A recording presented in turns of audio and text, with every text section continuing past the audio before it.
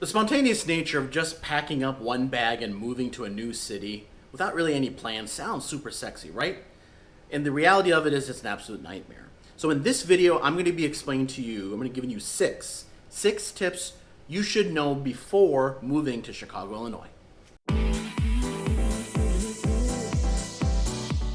My contact information is right here. I'm a local Chicago realtor, and through my YouTube channel, The Chicago Life, I talk about real estate and the neighborhoods. And so for tip number one here, parking. Now, really, I've mentioned this many times in the past, folks. If you don't need a car, don't have the car. It's really a lot easier. The great thing about Chicago, which is unlike, it's almost unique. There's very other few cities, of course, the largest cities, New York and San Francisco, but Chicago is so walkable, and you really don't need the car. So if your work is in the downtown, or you can take rapid transit to your work, don't have a car. However, if you absolutely need that car, I strongly recommend a garage. The garages, you're going to see garages coming up here, are located in the alleys of Chicago. So all the side streets of Noble Square in particular is where a lot of the residential properties are. Those are within those, in the alleys of the back of the properties, is where your garbage and your garages are at. I paid $256. That is not a misprint there. $256 a month for the privileges of this garage. This particularly one is valet, which a lot of the garages here in the city are valet. And of course, if you have a deeded spot, then you don't need a valet to get the car. So really try to keep the car at home if you can, but if you absolutely need it, I strongly recommend getting a garage parking. That could either be a deeded that you own or you rent. Tip number two, transportation, right? So we've got several modes of transportation: train, bus, even bike. Many people go take the bike to work. And so in my past life, before I was a realtor, I was in the corporate world in telecom, and anywhere I lived, I needed to be close to the train. And that's the majority of people, professionals, couples, etc. When they're kind of considering where they're going to live, they want to be close to that train so they can jump on the train and get to work within 30 minutes. But now the bus system has vastly improved. I know I'm going to get a lot of people at me because, of course, there's issues. I mean, there's issues with public transportation, pros and cons. It's just the reality of living in a big city.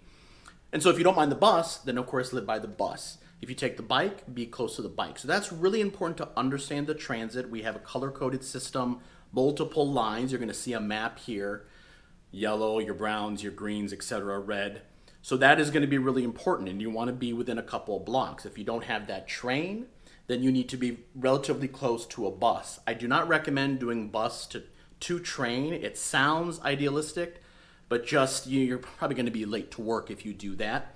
And also, if you live in a neighborhood like Ravenswood or in Lincoln Square, there's the Metra, which is a commuter line. So that's kind of like that third option.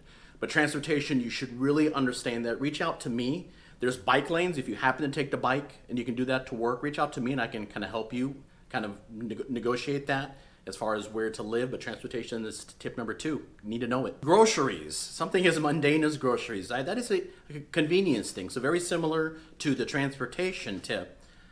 I want to explain to you the main kind of this general store is the Jewels. You got to add the S to it if you're a true Chicagoan. But Jewel, owned by Albertson, is in just about every major neighborhood. And that would be considered, I guess, maybe your second tier as far as the pricing. Your Whole Foods, your Whole Paycheck, and your Trader Joe's. Trader Joe's isn't as prevalent throughout the neighborhoods. They're pretty picky, and you can go to their website for locations.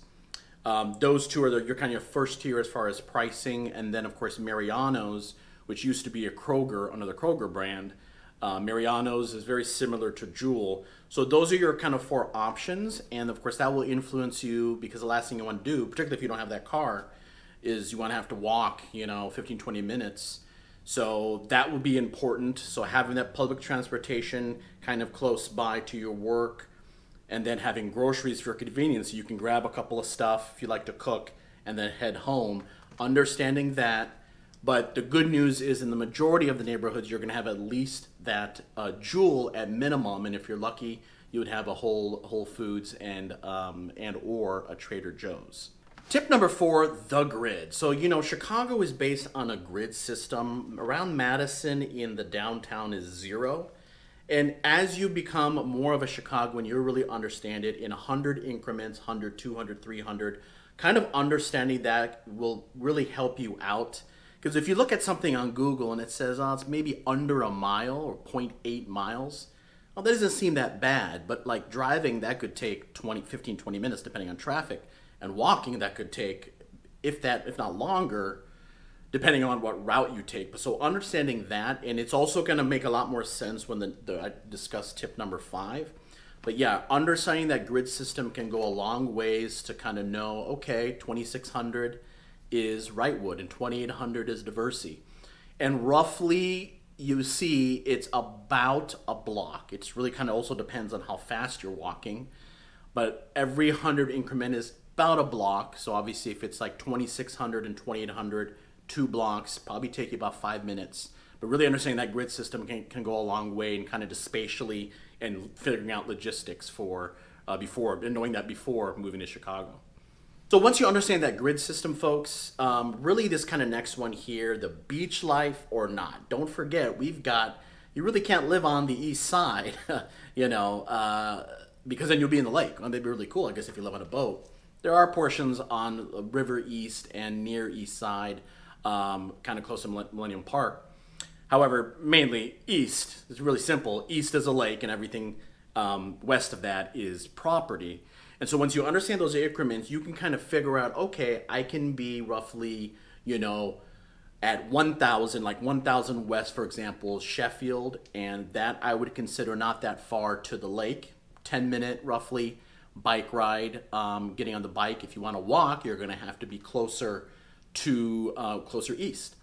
So that's what you're going to need to figure out, and you need to figure out kind of before. And again, if you're considering purchasing a property, that's something that we can talk about, or renting. I can give you some tips, but that's what you need to figure out. If you're all about that beach life and you've experienced it, of course we have a finite amount of time, and so you don't want to be spending all that time traveling to get to the beach. So living closer, now of course prices, both renting and buying, escalate as you get closer to the lake, but that's something that you need to consider about. If you don't want that beach life, then it makes sense for you to live farther west, and maybe you can get some deals. So that beach life is tip number 5. Let's go on to tip number 6, buy versus rent. And finally, of course, I'm a realtor, buy versus rent. Now, I don't really handle many rentals. Some luxury rentals I'll handle, but that's something that you're really going to have to consider. And it really kind of comes down to your kind of time spent in our wonderful city.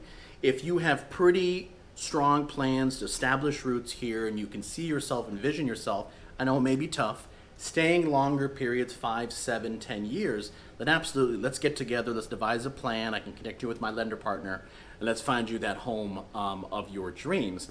However, if you're in a job that's a little bit more kind of up in the air and you're transferring and you're not sure, then by all means, please do rent. And as I mentioned, right, I do handle select rentals, kind of depending on the price points, but I can definitely connect you with other people that handle rentals if it's lower than my price point, no problem at all. And so that's something that we can definitely have when we have a discovery call. That's kind of establishing, that's very, very important, because that can kind of establish on where you're going to go.